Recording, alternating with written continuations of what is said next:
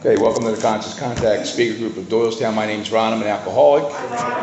A couple quick announcements. It's really important to be mindful that we are not allowed to smoke anywhere on the property. More importantly, we're not allowed to drink on the property, and the church frowns against us leaving empty bottles of alcohol. So we request if you leave any bottles of alcohol, make sure they're full.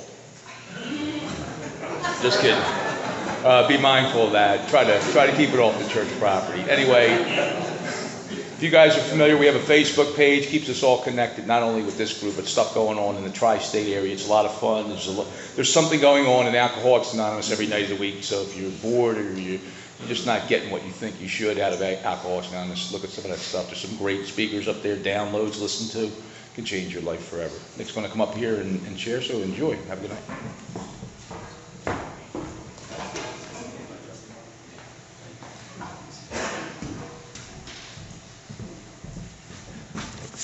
Hello everybody, my name is Nick, I'm an alcoholic.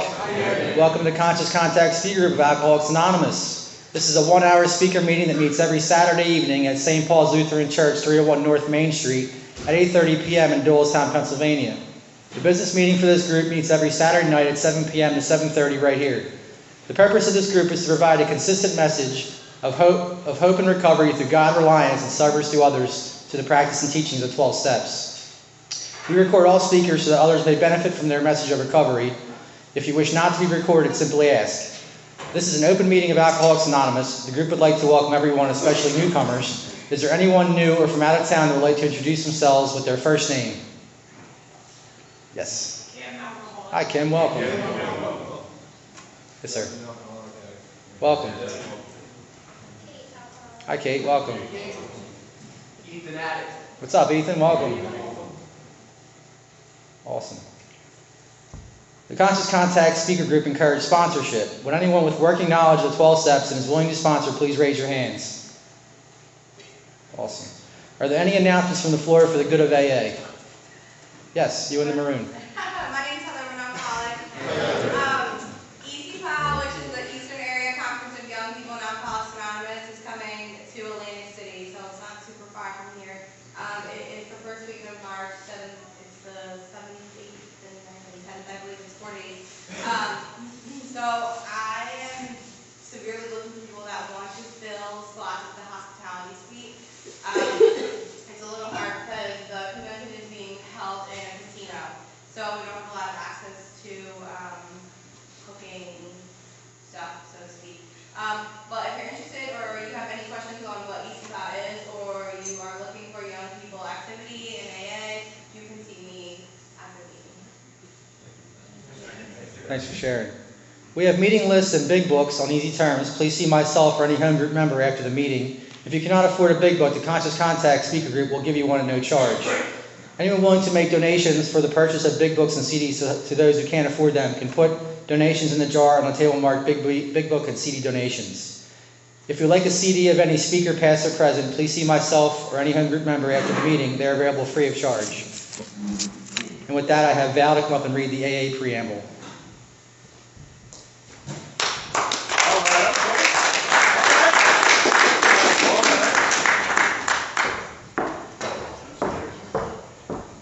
Hi, I'm Val. I'm an alcoholic. Alcoholics Anonymous is a fellowship of men and women who share their experience, strength, and hope with each other that they may solve their common problem and help others to recover from alcoholism. The only requirement for membership is a desire to stop drinking. There are no dues or fees for AA membership. We are self-supporting through our own contributions. AA is not allied with any sect, denomination, politics, organization, or institution, does not wish to engage in any controversy, neither endorses nor opposes any causes. Our primary purpose is to stay sober and help other alcoholics to achieve sobriety. And with that, Sean will come up to read the AA 12 Steps of Recovery.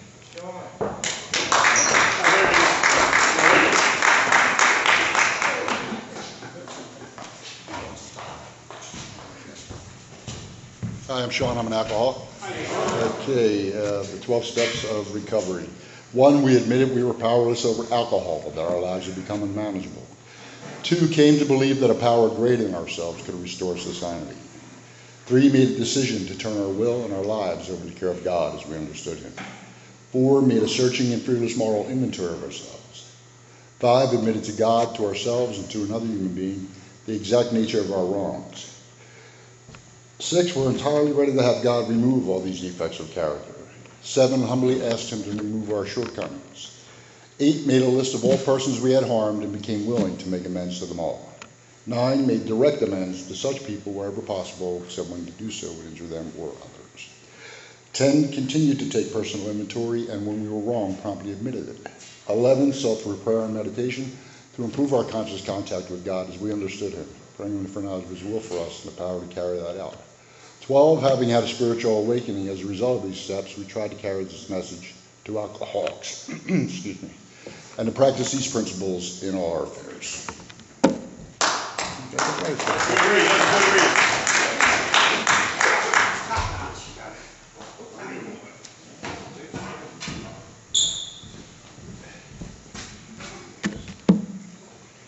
We have a 7 tradition which states every A group ought to be fully self-supporting, declining outside contributions. At this time, we'd like to pass a basket. We have no dues or fees, but we do have expenses. This group provides many services. Your donations cover rent, big books, CDs, events, and workshops. Once again, there is absolutely no smoking on church property.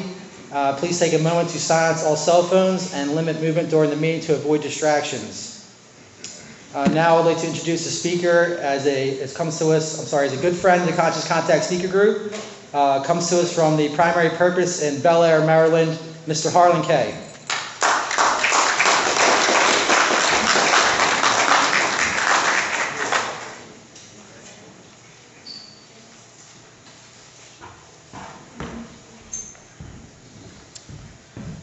I'm Harlan K, and I'm a recovered alcoholic. All right. I introduced myself that way for a couple different reasons. One of which is that I went through the 12 steps of Alcoholics Anonymous, had a spiritual awakening as a result of those steps. I experienced an entire psychic change, and I recovered from that seemingly hopeless state of mind and body that I brought in here, right? The second reason is that's the first message of hope that I could give somebody that doesn't know that that's possible, right? Because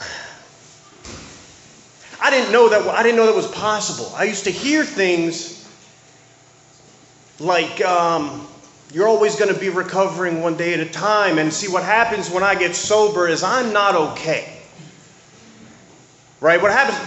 I stop drinking. And that's a problem, right? I never woke up with enough booze and enough money to get me through that day and say, today's going to be a problem, It's like, that's a good day. Now, if I don't have those things, then that's a problem, right? I didn't know what it was that I suffered from. I thought if I could just stop drinking, I'd be okay. I went to a lot of different rehabs because I thought rehabs were going to fix me too, right? I thought if I stayed physically separated from drinking. Obviously, the 30-day thing didn't work, right? Because I drank as soon as I got out. So I tried a 60-day. I drank as soon as I got out. I did a 90-day. Drank as soon as I got out. I actually tried to do the things that these rehabs told me to do, right? One of which was I had to avoid my triggers, right? I honestly tried to do that because I thought that was a thing. I thought that was real, right? Mind you, they had me write a list, and it was 8 pages. I'm not kidding. I put my ceiling on the list because as soon as I opened my eyes, I see in the ceiling, I need a drink, right? My chair, you know what I mean? Everything. I mean, my mom had removed all the spoons out of the house, She didn't want to trigger me, man. Coming to find out, it's as a chronic alcoholic, it's my only trigger is consciousness, right? I open my eyes and I'm I'm not okay. I need something, Me avoiding my triggers looks like this. Get up in the morning and I got to go to work. Mind you, I already hate myself. I want to kill myself because I'm like 2 weeks sober. And I'm like, okay, I'm going to avoid my triggers. I worked 5 minutes away from my house at the time. I went 20 minutes out of my way to get to the shop that I worked at, to avoid these things and these ideas, whatever they told me to do. And then I get to the shop and I call my guy. I'm at the shop. Can you come by? You know what I mean? Like, I can't avoid it. Can we just look at that for a second and see what that would look like if I had to avoid alcohol for the rest of my life? What would you be able to do? We won't be able to go to a gas station. You know what I mean? Do they sell that? Do they sell alcohol at gas stations up here yet? They do in Maryland. Right? So, I'm sure it'll happen. I can't get gas in Maryland because they sell alcohol at the gas station, right? I can't go out to eat at any restaurant that serves alcohol because I might see someone drinking it and I might be triggered. Right? Imagine that life. I can't scroll Facebook because who knows what's going on there. Can't watch TV. They got commercials. What are you going to do? Just sit in your rooms. You know what I mean? We won't be able to do anything. It talks about that in the literature, right? It's like any attempt to shield the alcoholic from temptation is doomed to failure. That's what it's talking about. You can't shield me from this stuff. I need to treat the real problem. You know. The rehab told me to get a plant. I'm serious. I said, you know, Harlan, what you need to do is you need to get a plant, and if that stays alive for a year, I know somebody else has heard this stuff. I caught myself. If it stays alive for a year, then maybe you can get in a relationship, because this relationship you're in is the problem, Harlan, you know? No. They said a plant, and then if that stays alive for a year, then I can get a pet.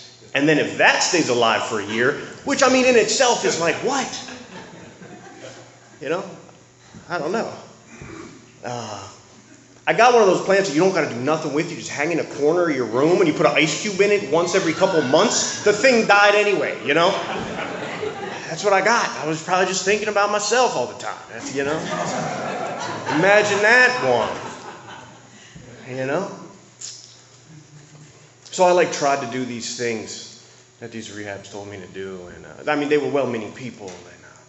But for a chronic alcoholic, for a real alcoholic, this stuff is not sufficient, right? Stuff is not sufficient.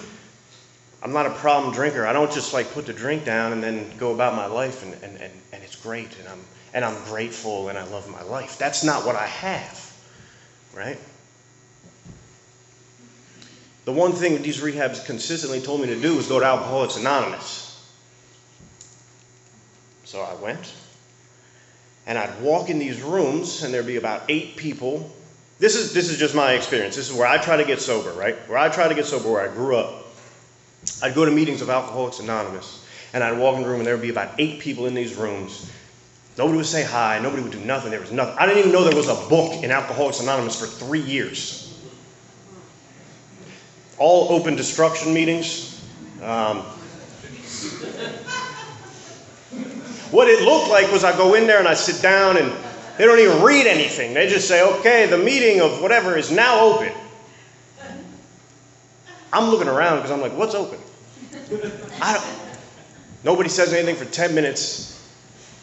And then old man Winter in the back wants to share about how his lawnmower broke today and his cat pissed on the carpet. And he hates his wife. But he didn't drink today. You know? Everybody claps. You know what I mean? He's doing it, you know? So I don't even know what Alcoholics Anonymous is. I think it's just like a group of a couple people who just talk about how much we hate our lives, and that's going to help me, you know? Needless to say, that didn't work too well for me. Back and forth, and I tried one of the other fellowships, and I wow. They told me that I just needed to not bend my arms. I'm not even kidding. So like I'm just gonna, you know? So I'm back and forth between anonymous programs and rehabs, and I'm at a point where I just don't know what's going on. I get out of one of the last rehabs I was in, and when I was in there, I did a couple things different, like listen, that was one. But at this point, I'm the rehab guy, right? I got a portfolio, like a binder, where I kept all my worksheets and pamphlets and trigger lists and everything in this binder. I mean, it was, I walked around like it was a badge of honor, you know what I mean? I'm like, well, this rehab doesn't say what you said, so, you know. But what I did, I got this guy came in and he spoke, and he didn't say anything I heard besides he drank at this one place I used to drink at, and I was like, my man, that's all I got right now. I really connected with your story because you drank at Bold Grill, you know? That's what I had. So I asked this guy for his number, Frank. I asked Frank for his number. I get out of rehab that time. I get up the next day. I'm like, I'm going to kill the game today. They told me that meeting makers make it, so I'm going to go to a lot of meetings today. So I went to like a 9 a.m., a nooner, a 3, a 7, and a 9.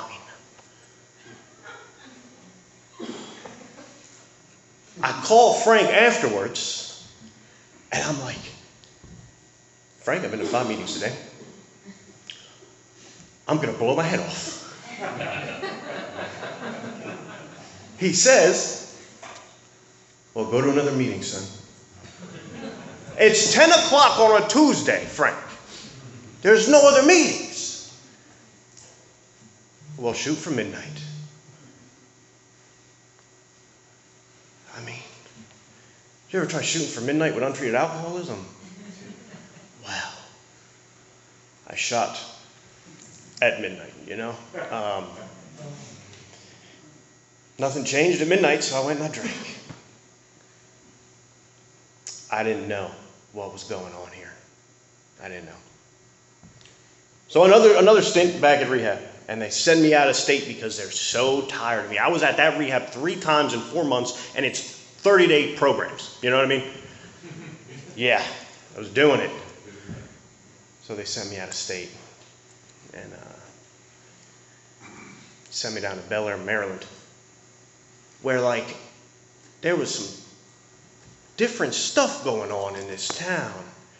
You know, the place that they sent me, they're like, you guys got to do Alcoholics Anonymous. And I was like,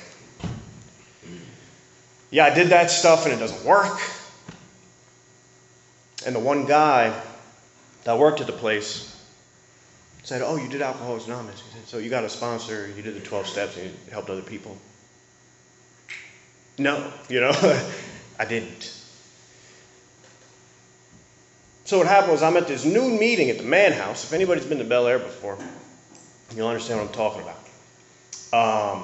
I'm at this noon meeting, and I hate these noon meetings. It's the same 9 old guys that get called. They call on each other every day. They all say the same stuff, and I hate it. You know, and I'm sitting in the back, and I got a leather jacket on. I got my tattoos out. I got a bandana over my face. In an Alcoholics Anonymous meeting, you know? Because I think I'm tough, but really I'm scared. I'm scared, you know? And then there's like this kid who's like sitting along the wall, and I see him looking at me. And I'm like, this kid wants to fight me, you know? Like, that's what I got when I get here. I couldn't have been more wrong. After the meeting, this kid beelines towards me. And he's like, what's up, man? You look absolutely miserable. I was offended. You know, mind you, I was absolutely miserable. But that was just like, I don't know. And I was just like, bro, like this is how I am when I get sober. This is the best I got when I get sober, man. I'm like, I want to kill myself or somebody else. That's it. homicidal and suicidal at the same time. You know? I don't know about you guys, but like the end of my running and all that stuff back and forth, all I was trying to do was figure out a way to kill myself without breaking my mom's heart. And I could never figure it out, you know? And he looks at me and he's just like, it's probably because you're like me. You're probably a real alcoholic. And I was like, are there fake ones, you know? I'm not going to talk about that right now. No, just kidding. I was like, what does that mean? You know? He's like, well, it's pretty simple. It's like, you don't got a drinking problem. You got a sobriety problem. And I was like, this guy. Mind you, people like this don't talk to me. He's like a well-dressed little guy with like a pink polo and khaki shorts and dad loafers. And he just like walks right up to me, you know? And immediately with one sentence, I connected because I understood that. Because I was like, yeah, this is my problem, right? Because what happens when I get sober is I have this thing where I'm just like,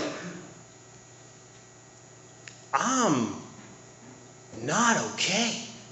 I'm restless, irritable, and discontent, like the literature says, right? But it's funny because I don't see it like that. You know?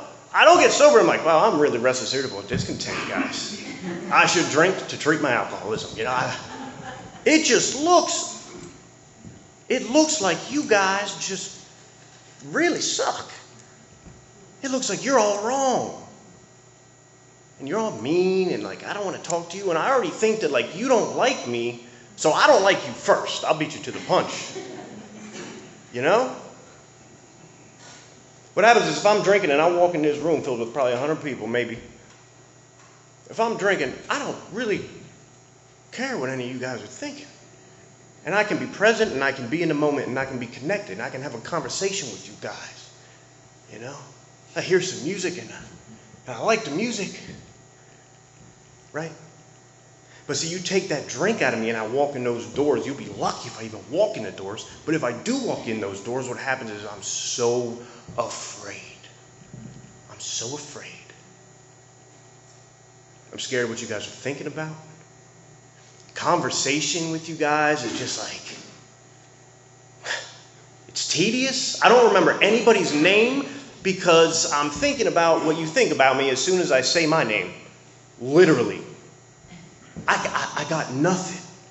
I'm crippled when I don't have booze in me. If I'm not loaded, I'm not okay.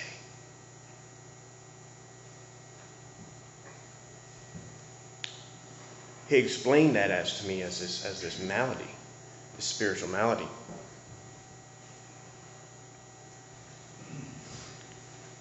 Carl Jung talks about this, right? Carl Jung talks about what this unquenchable thirst is that we have. And it's a misunderstood thirst. That's why it's unquenchable. Because I'm searching for a connection. I need to be connected.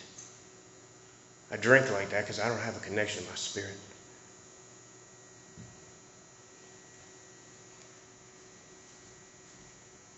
See, when I'm drinking like that and I'm connected, like I said, when you take it away, I got none of that. I don't like any of you. I don't like the music that's on. I don't like talking to you. It's a chore. I don't like to get out of bed. Near the end, what would happen is when I would try to stay sober and I would try to white knuckle it and I would try to stick close to those one-liners that I heard, I would wake up in tears. And I'm not like a crier kind of guy. That's like, I don't, you know?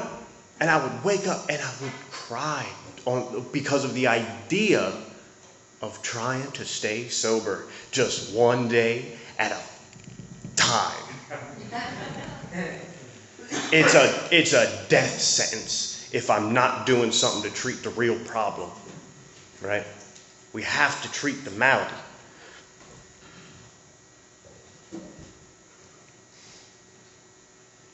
The guy asked me what I was doing.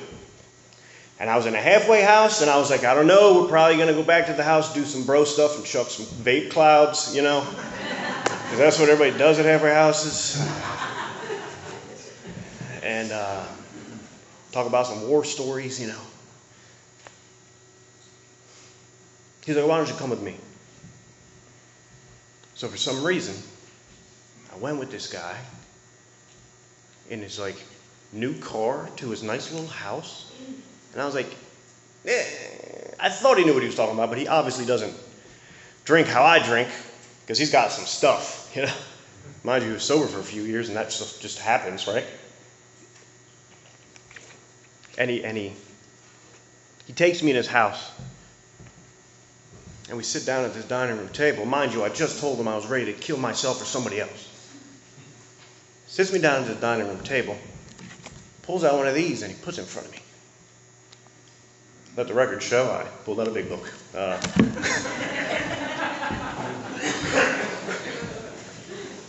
And he puts down this blue book in front of me. And I'm like, man, I just told you I'm ready to kill myself or somebody else, so like you're obviously the guy who just wants to die today, because I'm not an avid reader. You know, that's not like it's not a thing I like to do, really.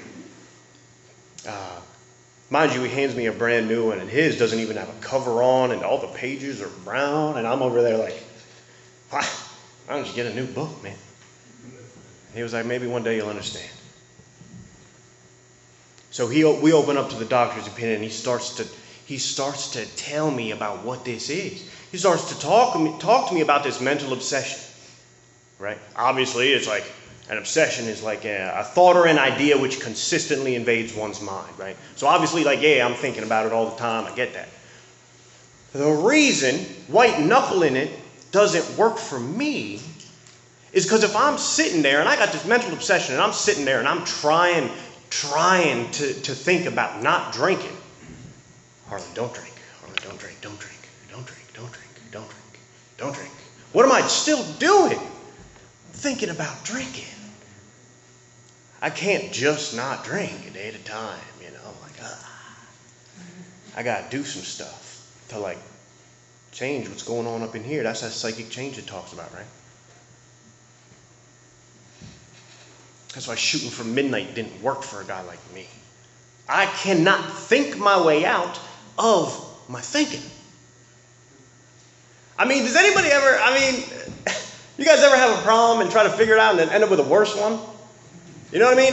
I know this is AA, but did anybody ever have like an Oxycontin habit and you solved it by shooting heroin? You know what I mean? I know I'm not the only one in here, you know? So, that's what I got when I come here, you know? I thought it was a good idea. He really broke down this physical allergy we have. This physical allergy. And I didn't really buy it at first, you know? Because, like, it's not like I was drinking, like, aware that I had an allergy, like, wow, I should probably fight this allergy. It was just like, I would drink, and then the first one would demand the second one, that would demand the third one. It was always a drink ahead of myself, right? It's like, every drink, it was like I was just like, almost there, right? So I'd be like right here, and then I'd have that drink, and I'd be like, it would just like push back, and maybe that next one, maybe the next one, maybe. It's like I was always on the verge of being where I wanted to be. And I never quite got there.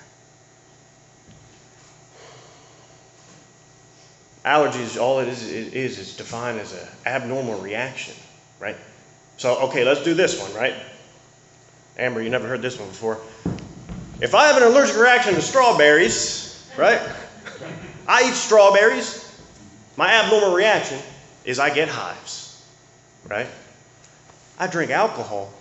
My abnormal reaction is what we call the phenomenon of craving, which is like, come on, right?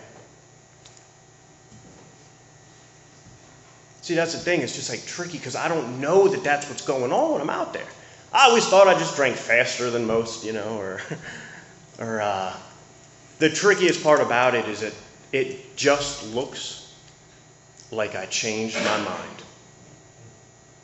Because I can have every intention of going in with a couple friends to the new tap room that opened because they want to try the new raspberry orange ginger beer, whatever stuff that is, you know. They want to try this. Mind you, they're looking at the menu and they have like a third little thing here at the very end, which is like the alcohol percentage. I didn't even look at the flavor. I'm just like over here, 14.9. Dog bark, you know what I mean? Like, give me 4 of those, you know what I mean? But like, I can have every intention. I don't know where. I can have every intention of maybe having a couple with my friends because they just want to have a couple, maybe have a sandwich and hang out and be social. They'll drink 2 in a 4-hour period. It's warm, you know. And next thing you know, I'm getting loaded. And like I said, it's just like it just looks like I changed my mind.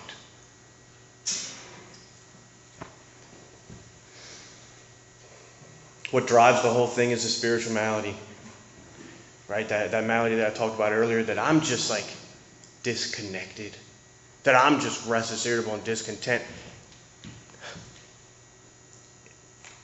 I don't know this was going on. What it looks like is that nothing's really wrong, but nothing's just right. Nothing's right, you know. And I just, man, that's just, you feel it, you know. You feel it. When you're sober for a period of time and you're not doing nothing, and it's just like, man, they're like, my mom, what's wrong, Harlan? Shut up. You know, just let me figure it out. That's what my whole life looks like. Let me just give me 2 minutes to figure it out. You know, to the point where it's too painful to watch me in sobriety where my own mother is telling me to go drink because she can't watch me. That's how I am when I get sober. Not okay. So when he explained these things to me, right, it was like, I understood what he was talking about. It took a man who was armed with the facts about himself, right? The facts about alcoholism. He knew what alcoholism was. One of the best kept secrets in Alcoholics Anonymous is what alcoholism is. Not lying. You know? Everybody thinks it's a drinking problem. It's not a drinking problem. That's the answer to my problems. Are there any first nighters in here? Let the record show not a single hand was raised. So, after experiencing a period of sobriety, and you had that first drink, or the first whatever your thing was, what's that feeling?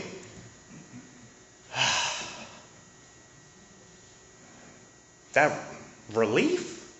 Relief from what? Right? I can breathe again. I'm okay now. Right?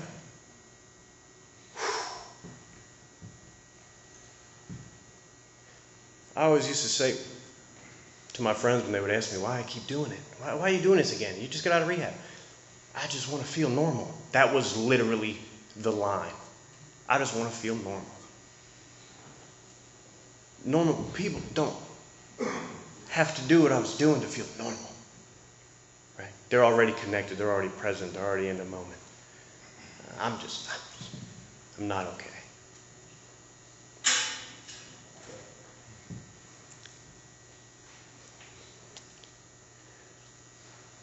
There was one thing, talking about that relief, right?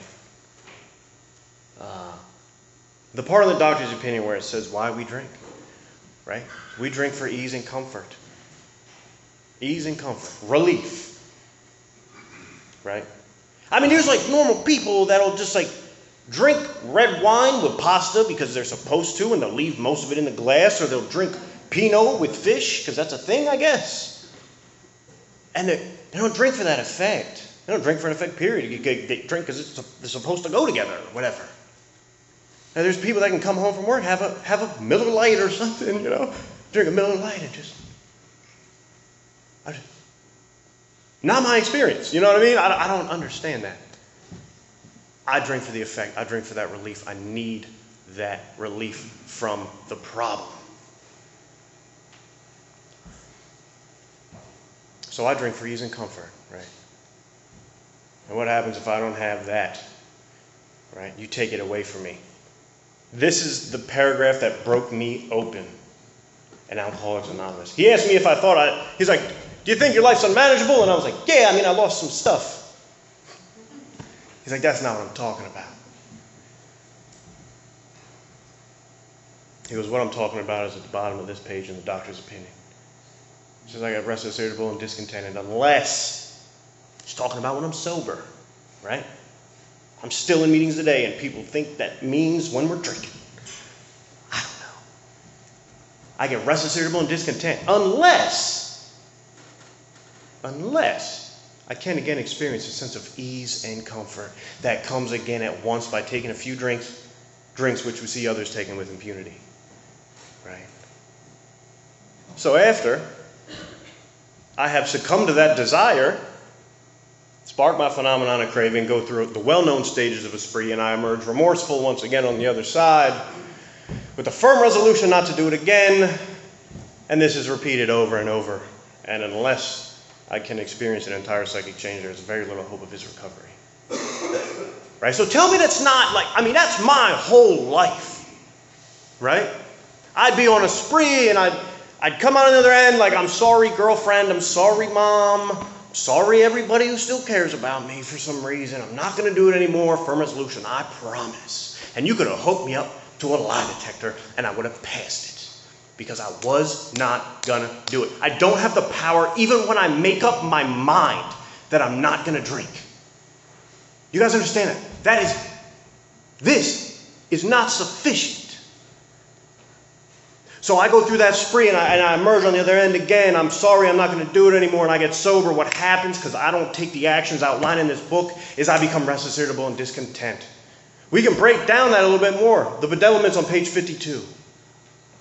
Having trouble with personal relationships. I'm full of fear. I got a feeling of uselessness. I can't control my emotional natures. All these things I'm just crippled with. That's how I feel. I know it's going to take that away. I know I'm going to get ease and comfort from the drink. So why am I even going to bother staying sober? I'm not. I succumb to the desire. I go through a spree. Emerge remorseful again. Because by the end, I'm always trying to figure out how to kill myself without breaking my mother's heart.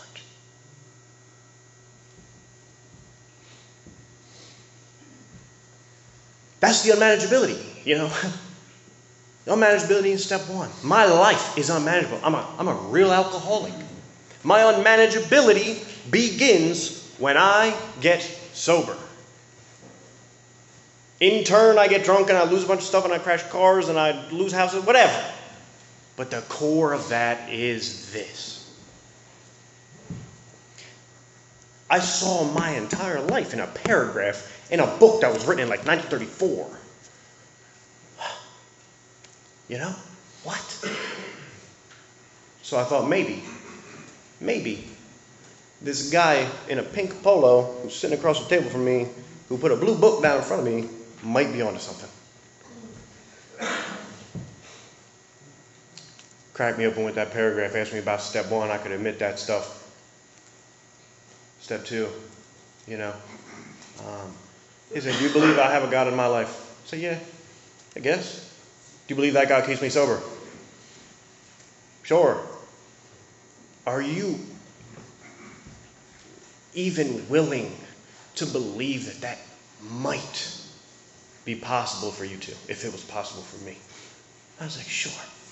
Like, okay, step two's done. I was like, this stuff's easy, There's easy stuff going on here. I don't know why I didn't do this earlier, guys, He opened up to page 60. He told me from 60 to 63. He talked about the root of my trouble and what the real problem looks like. What's the root of our trouble? Selfishness, self-centeredness. I was offended. I didn't think I was a selfish person. don't know about you guys. So that's what I bring here, right?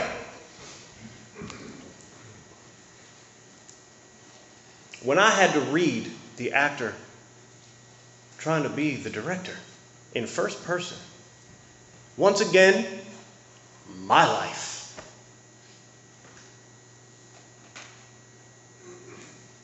This book, I became very passionate about the book of Alcoholics Anonymous. I was told that if I'm a real alcoholic, I will connect to that book. If I'm not a real alcoholic, I'm not going to know what it's talking about. He told me to write an inventory. I get on my knees with him. He takes my hand. We say the third step prayer together. He says, keep saying that prayer. Get in a conscious contact with this power greater than yourself. That is the entire point. Alcoholics Anonymous is unapologetically about God. Period. I do not have the power. I need a power. It's pretty simple. Call it a power if you don't like the word God. I really don't care. That's what I did. So he says, I want you to keep saying that prayer. I do. He gives me a 4-step outline. Write my 4-step. My entire life, I hated my father. Hated him. He was never there. He worked 2 jobs. I just thought he didn't like me, which is why he worked 2 jobs, because he didn't want to be around me, my brother, and my mom. So I treated him as such my entire life. Off this idea. I sit down with my sponsor to do a 5th step. And I'm assassinating my dad to this guy. He's not even blinking an eye at me. He's just, you know. And I get done with this huge, huge resentment. Because there's nothing you're going to tell me, because I'm right. You know, this is what I got. That's how this is. I don't even know why we're doing a 5th step. So I'm telling him about how I hate him because he was never there. He worked 2 jobs. He didn't love my mom. He didn't da-da-da-da-da-da-da-da-da-da. He looks at me right after I get done pouring this lifelong resentment out of my mouth. He says, did your dad ever have a father? I said, no. He left when he was like 3. He goes, well, did you ever think, maybe, that he's trying to show his love for you by providing for you, which is something he never got?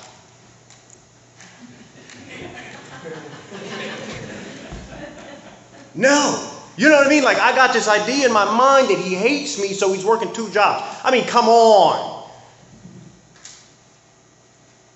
Who's going to work 16-hour days? Even if he didn't like me, he would just come home, go to his room and ignore me or something, right? I mean, he wouldn't work 16-hour days because he didn't like me. But this is what I bring here.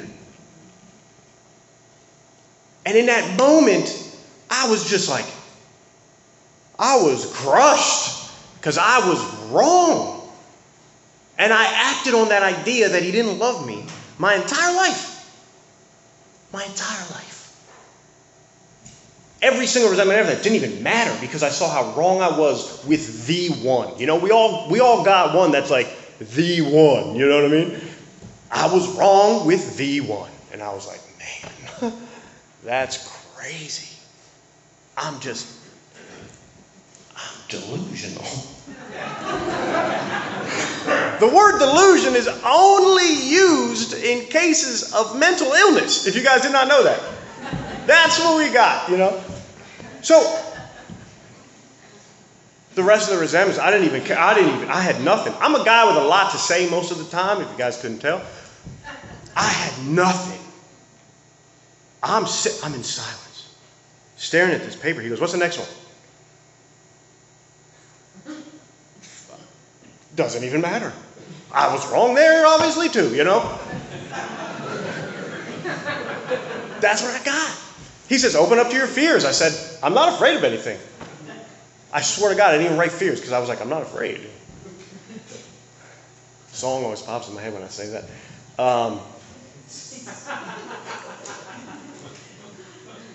He said, he chuckles, yo, you're not afraid. You're not afraid of anything. I was like, I couldn't really think of anything. I don't like heights, but like that's about it, man, He said, did you ever have to go to the bathroom in a meeting and you didn't get up to go? I was like, yeah, all the time. Why? I was like, wow, he tricked me.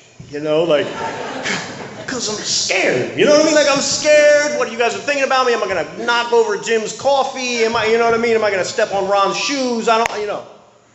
Is my shirt okay? Oh my God. Everything. I'm scared. The thing is, I can't identify that as fear when I come here. I can't even see that as fear. My fear is afraid of itself. You guys laugh. You think I'm kidding. I can't identify that as fear. It looks just like I'm just like better than that, Harlan, you want to go skydiving? Nah, I'm not going to like that. How do you know? No, I'm scared. But like, I don't see it as fear when I get here.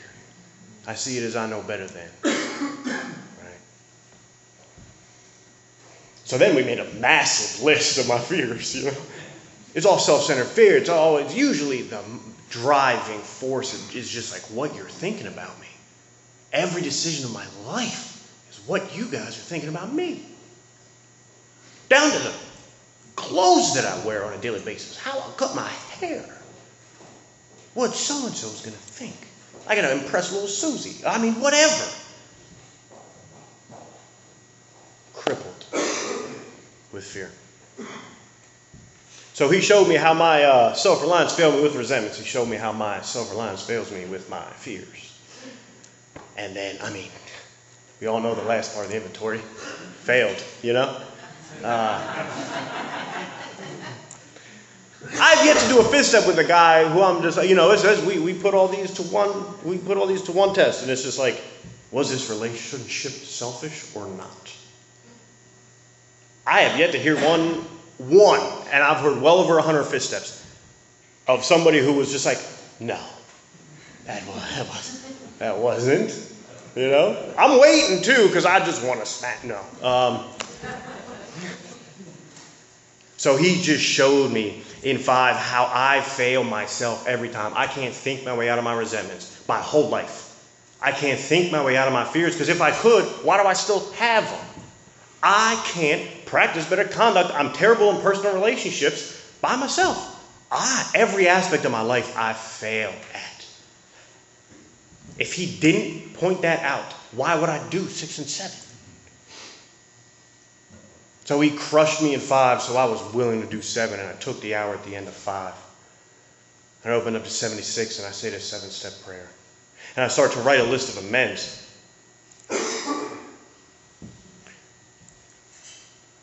I got to making amends to my father. Scary, right? Fear. What happened, I go through the whole list of how I treated him my entire life because of an idea that my mind created. I went through the whole spiel, you know what I mean? How can I right the wrongs? Did I leave anything out? He goes, all I was trying to do was provide for you, which is something I never got. That's what he told me, So I started to build a relationship with my dad.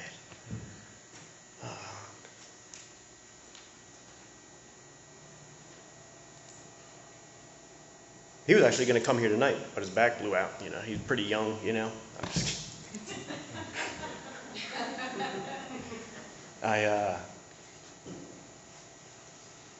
Being able to go and approach this relationship with my father with an entirely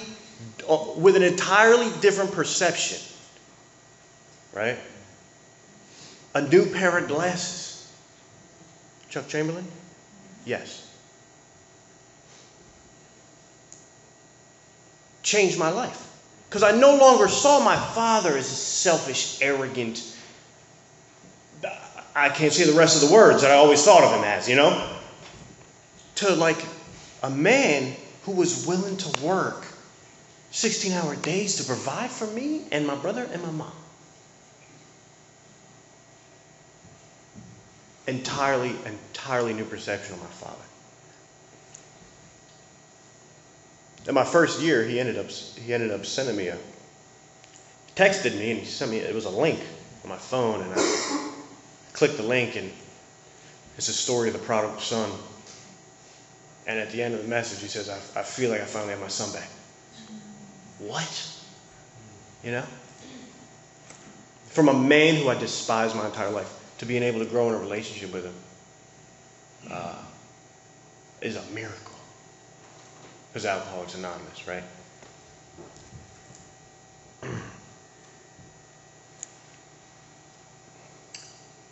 I made amends to an old outside issue dealer. That was good. That's still on the strict line. Like, am I good there? Right? I'm not saying go do this. I'm not saying go do this. It's just what I did. Because he looked at me and said, how free do you want to be? I'll be free. I go and I make a financial amends to an old, I already said it.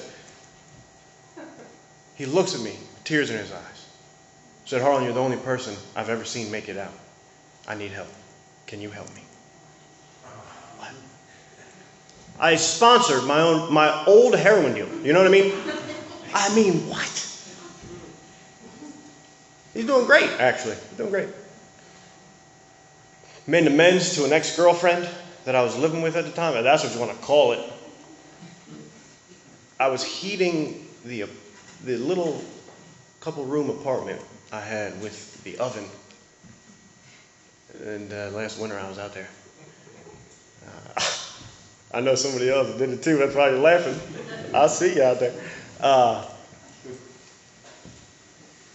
And that girl dealt with that. So I made this amends of how I wronged her. And oh my God, and it was heavy. What did I leave out? You know, did I leave anything out? How can I right the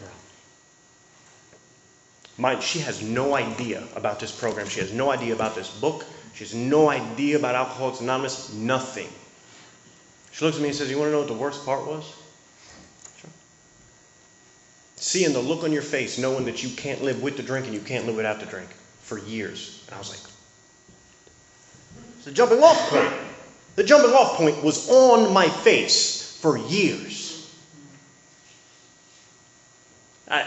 We come in here and we think, you know what I mean, like we're only harming ourselves and stuff.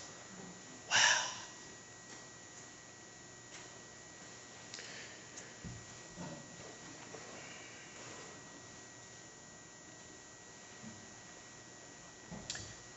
Went through 10 and 11. Started to try and grow in this. As I cleaned up the wreckage of my past, okay? Don't try to finish your amends before you start 10, 11, 12. I don't recommend that. It says, as we cleaned up the wreckage of the past, you know? Start to practice. I start to get so free. There's no weight. There's no, that feeling of just like, is not there. I remember I was still in a halfway house at the time. And I'm talking to one of my roommates or whatever. And it was at night, it was like before I went to bed, and I looked at him, and it just like hit me, and I was just like, I didn't think about drinking at all today. And it was a miracle. This is the driving force of my entire life. And for that to be gone because of following something that's outlined in a book. What? People say, Harlan, you're a miracle. No. Alcoholics Anonymous is a miracle. What we have here is not just, let me go to a meeting a day and fellowship. Like, yeah, that's cool, but like, there's so much more. The steps is the freedom. The first time right? We drink for relief. What I really am looking for is freedom. My whole life, I'm looking for a spiritual solution, and I don't even know it. drugs and alcohol just worked for a very long period of time. But all that was relief. Relief and freedom is not the same thing. I have freedom now. 12 was beaten into me. Beaten into me. From the time he took me through the doctor's opinion. He said, you have an experience with a doctor's opinion? You can take another guy through the doctor's opinion. Call this emergency room AA. Because I was about to die. You know what I mean? And he saw that. I mean, I'm sitting in a meeting with a bandana over my face. Like, what is he doing? I'm terrified. I'm literally acting like I'm on my phone after the meeting. Afterwards. So nobody talks to me. Yeah. Yo, as soon as somebody gets close, yeah, Mom, yeah. What?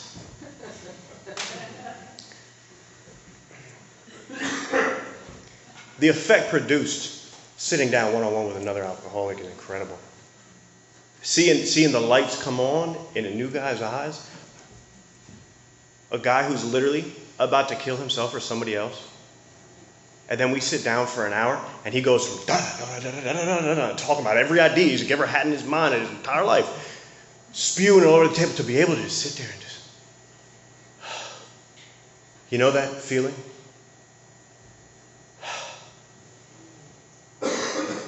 To be able to get that relief, to be able to see that in somebody else that's sitting in front of me, to watch these guys grow, to have their mothers call me in tears, thanking me for returning their son. The amount of Christmas cards I received from sponsees' parents and family members. You want to talk about humbling. And only by the power of God. God lifted my obsession to drink. God gives me the ability to do what I do because Harlan doesn't drive 2.5 hours and miss a toll and have to pay $45 in the next toll to come to speak to 75 people about being sober. You know?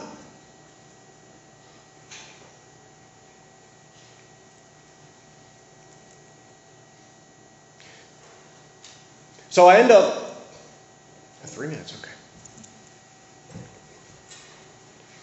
I end up growing in this relationship with my father, sponsoring a ton of guys, being free, being able to walk this earth a free man as it speaks about. I'm not looking over my shoulder because I owe Memo a couple $1,000s anymore, you know? I don't got to do that. I don't got to worry because I owe some other people a lot of money. This program provides freedom. So I am able to grow in this relationship with my father. I see my father a couple times a month, even though we live a couple hours away.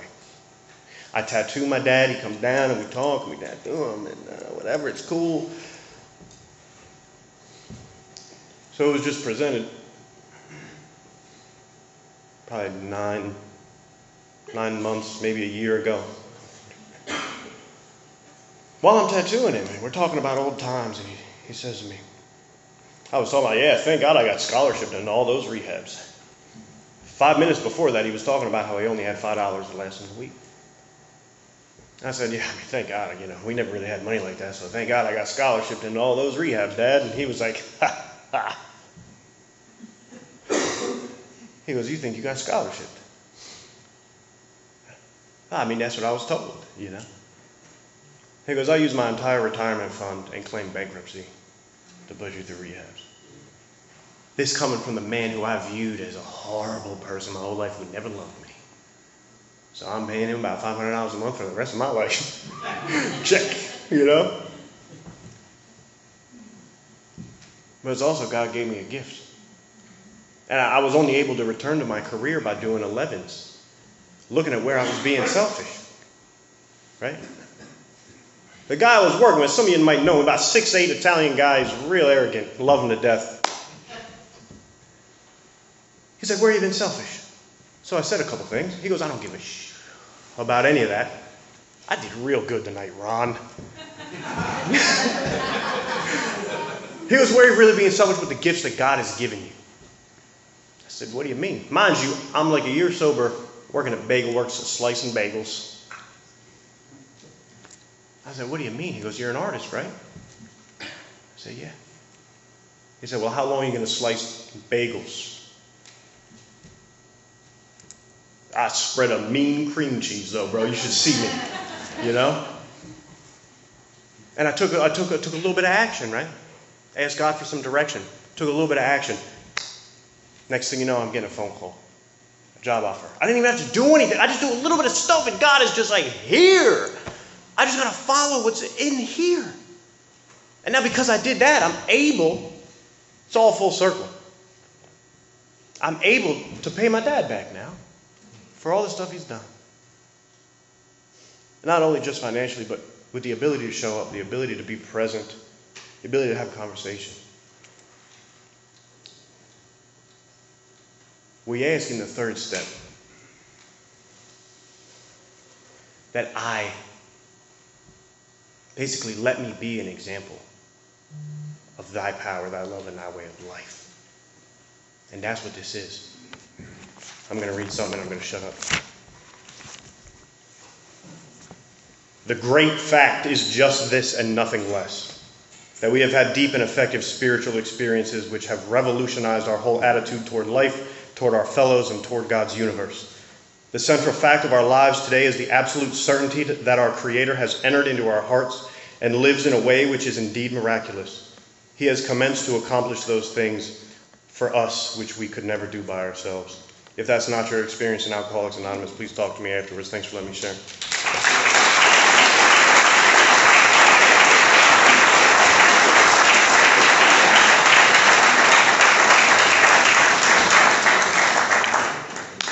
Let's thank Harlan one more time, please. Thank you.